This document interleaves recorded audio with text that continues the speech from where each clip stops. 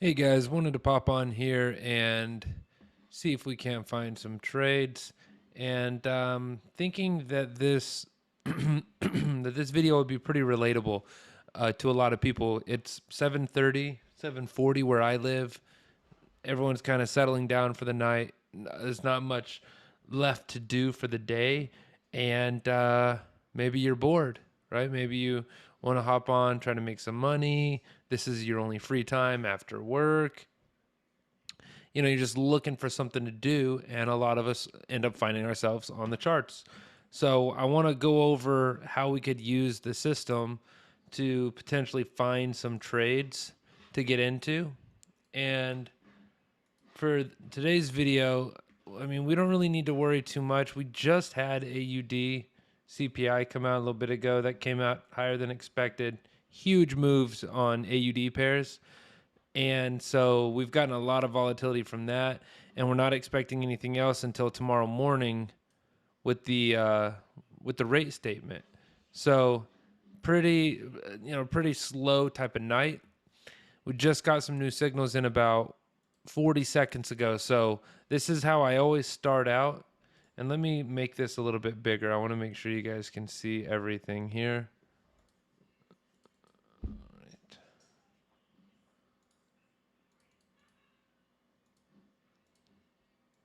Okay, so I just got a list of signals here. So I can see we've got Euro JPY, Euro GBP. All right, so we've got some Euro pairs. Then we've got a GBP pair. And then we've got a handful of AUD pairs. All of these just gave fresh signals. So right away, if I want to either eliminate AUD pairs or consider them, I can look right over at the scanner.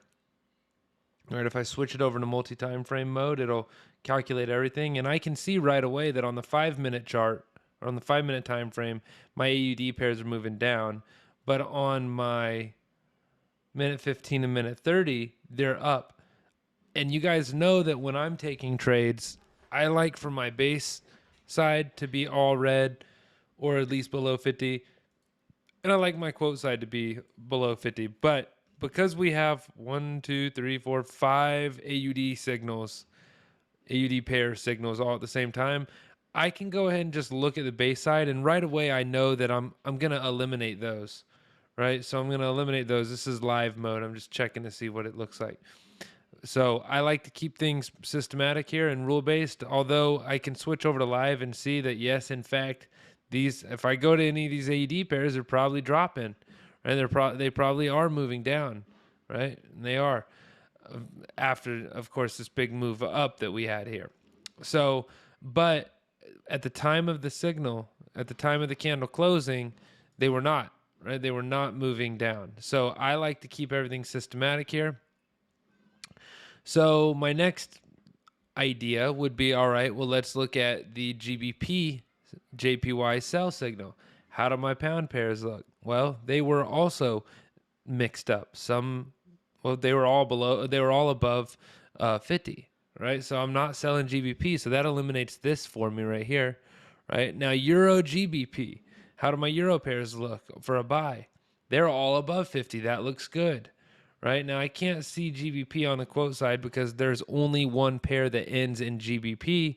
But what I can do is I can say, well, if I need GBP to be moving up on the quote side, right, I could look at the base side, and I'd like to see GBP below 50, right, indicating a weak GBP, right? And so on the base side, right? And so if we had weak GBP on the base side, then Euro GBP would be going up. If we had strong Euro and weak pound, then that would be going up, right? So if I saw that we had all low numbers on GBP, that would look promising to me on the base side, right? And I don't see anything indicating super weakness, right, on the quote side for GBP. So this 5-minute, this little section of signals I've got here, and it's about to update. In the time I've been explaining this, it's about to update, and I'm going to get a whole new list of signals.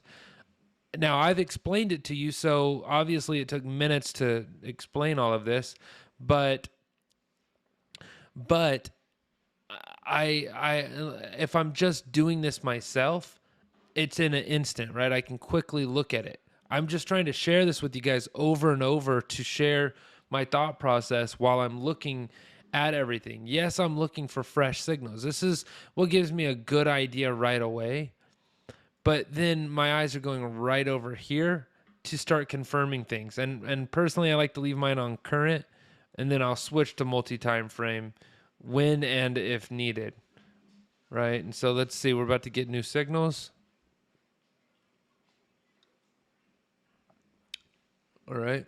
We just got a signal on Euro JPY. Euro all above 50.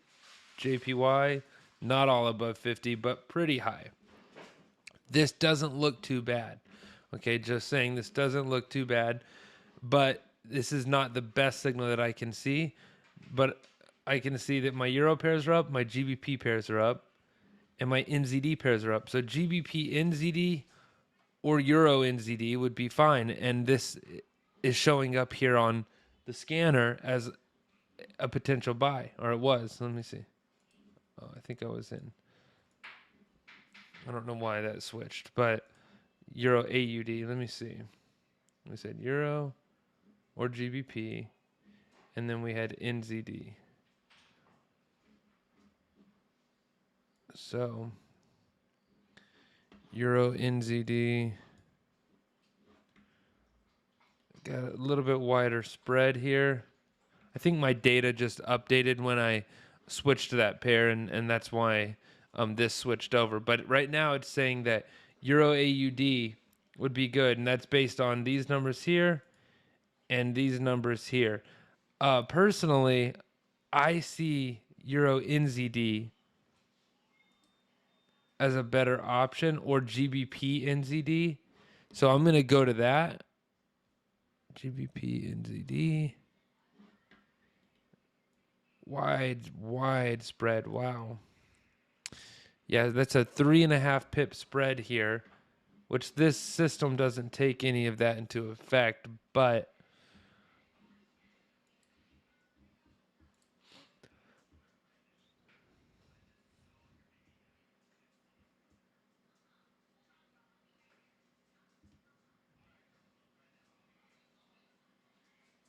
it's crazy to see this. So, although this does look like the best number right here, like this looks like the highest number and the best, if you actually average these numbers out, this is a higher number. Euro comes out with a higher number, although it doesn't appear that way. But that's why Euro's there. And then NZD, to me, let's see, 68, 74, and 66. That seems like that would be the highest number, but it's picking AUD, which is 82, 74, and 30. So for whatever reason, it's averaging out that as the best buy. Let's see. I see what I was doing. I when I was explaining this to you guys, I had it on multi-time frame, and on current mode, it's only looking at Euro 85, AUD 82. That's why it's giving Euro AUD. But when I switch it into multi-time frame, it's going to Euro NZD and saying that that's best one. Which, with that being said, we could now take this trade on time. So this is 6, 5. Let's see, it's moving down a little bit more. Okay, entry is just right on target there.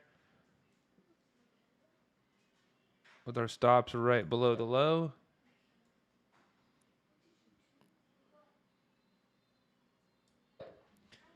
All right, and then we're in the trade, just like that. So you can see what I did.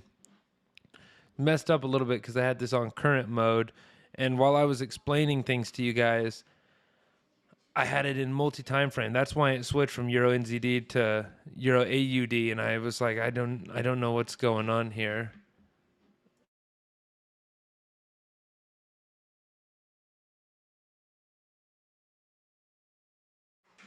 but I've got it. I got it figured out now. And so while we were looking at those numbers, price pushed down a little bit. This is our trigger candle right here. And price pushed down a little bit, which although the spread on this pair is 2.5 pips, because it pulled down, I was able to get my entry on time, which is perfect, which means that, that we're on time entry with the drawdown. The drawdown actually helped us to get in on time. When we buy, we get filled right here, and then we're set. So we'll wait for this. I've got one of these in. We just got some new signals. So let's see. We've got NZD and NZD CAD. So again, let's qualify these. How's our NZD pairs look?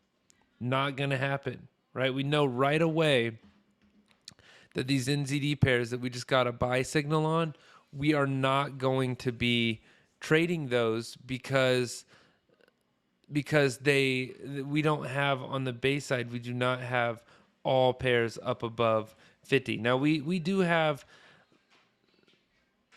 5-minute and 30-minute up above 50, but we don't have the minute 15. And what we'd like is for all of those to be above. And then that way it's always systematic. We're always doing the same thing over and over again, just like we did when we took the trade here on Euro NZD. We looked at them and we could see, okay, Euro's up, right? And it's in a buy position. NZD was up and it was in a buy position, and we take our trade that way. So I do have the stop loss on this one set to 6 pips, and I've got the TP on this one set to 6.5 pips, just to make sure that it's equal in terms of my risk to reward profit after fees. You can see what the loss would be here, and you can see what the profit would be after fees here. So I could, if I wanted to even push this up a little bit higher. Let me see. I've got that at 6.5.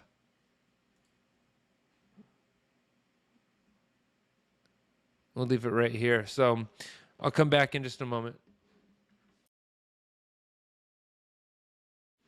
All right, guys, went ahead and closed the trade right at TP. So that's it. Afternoon trade. It's now 7:55. So didn't take too long. Most of this time, I just kind of explained the system, how I let it decide what I was going to trade, and then hop in based on that. It puts me up a little bit for the day, right? Puts me up over 2 for the week. I've been uploading these videos and kind of keeping you guys up to date on daily gains and things like that. And so this was the first trade that I've taken since market reset. That'll be it for me.